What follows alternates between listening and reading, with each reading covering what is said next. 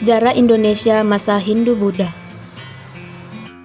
Sejarah Nusantara pada era kerajaan Hindu-Buddha berkembang karena hubungan dagang wilayah Nusantara dengan negara-negara dari luar, seperti India, Tiongkok, dan wilayah Timur Tengah. Agama Hindu masuk ke Indonesia pada periode Tarik Masehi. Ajaran Hindu yang berkembang di beberapa tempat di Nusantara disebut dengan aliran Vaishnava, yaitu sebuah ajaran memuja Dewa Wisnu sebagai dewa utama.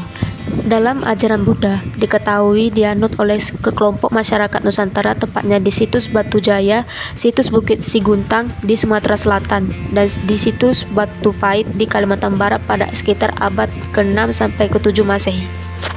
Sejak masuk agama Hindu dan Buddha, masyarakat prasejarah Nusantara yang sebelumnya memiliki kepercayaan animisme dan dinamisme beralih memeluk agama Hindu dan Buddha. Masuknya agama Hindu-Buddha ke Indonesia secara pasti belum diketahui, tetapi pada tahun 400 Masehi dipastikan agama Hindu-Buddha telah berkembang di Indonesia. Hal ini dibuktikan dengan penemuan prasasti pada Yupa di Kalimantan Timur. Prasasti tersebut menunjukkan bahwa telah berkembang kerajaan kota di Kalimantan Timur. Masyarakat Hindu terbagi dalam 4 golongan dan disebut dengan kasta. Kasta-kasta tersebut adalah kasta Brahmana, kasta Ksatria, kasta Waisya, dan kasta Sudra. Di luar itu masih ada golongan masyarakat yang tidak termasuk dalam kasta yang disebut dengan kelompok paria. Yang pertama adalah Brahmana. Brahmana adalah salah satu golongan dalam agama Hindu. Mereka adalah kelompok yang terdiri dari golongan pendeta agung yang mengabdikan dirinya pada spiritual dan pendidikan. Masyarakat Hindu yang masuk dalam kasta Brahmana adalah pendeta, guru, rohaniwan, dan sulinggi atau orang yang bertindak dan berpikir suci. Kasta Brahmana bertugas menjalankan upacara-upacara keagamaan. Mereka juga disebut golongan paderi atau sami.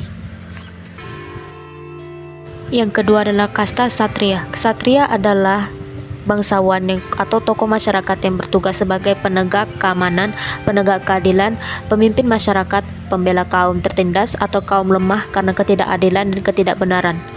Kasta Ksatria ini terdiri dari golongan raja. Mereka adalah keturunan raja-raja di kerajaan Hindu.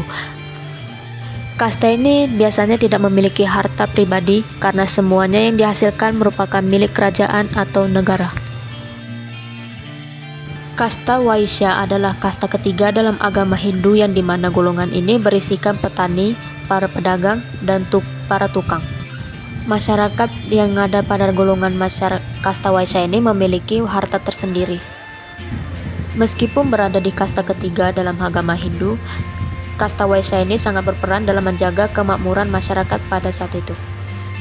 Kasta yang keempat yaitu adalah kasta Sudra yang berperan sebagai pelayan bagi ketiga kasta di atasnya, yang biasanya kasta Sudra ini didominasi oleh mereka yang bekerja sebagai buruh dan pelayan.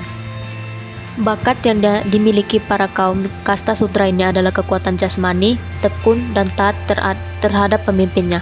Tugas utamanya pun tetap berhubungan dengan tugas-tugas yang memakmurkan masyarakat tetapi atas petunjuk dari golongan di atasnya.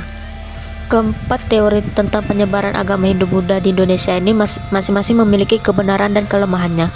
Kaum Ksatria dan Waisya tidak memiliki kemampuan menguasai kitab suci Weda, sementara kaum Brahmana tidak membebani untuk menyebarkan agama Hindu walaupun hanya dapat membaca kitab suci Weda.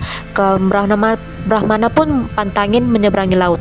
Yang paling mungkin adalah orang-orang Indonesia datang belajar ke India untuk mempelajari agama Hindu, kemudian mereka yang menyebarkan agama tersebut ke Indonesia. Penyebaran ini menjadi lebih efektif karena orang-orang Indonesia jauh lebih memahami mengenai kondisi sosial, adat, dan budaya negerinya sendiri.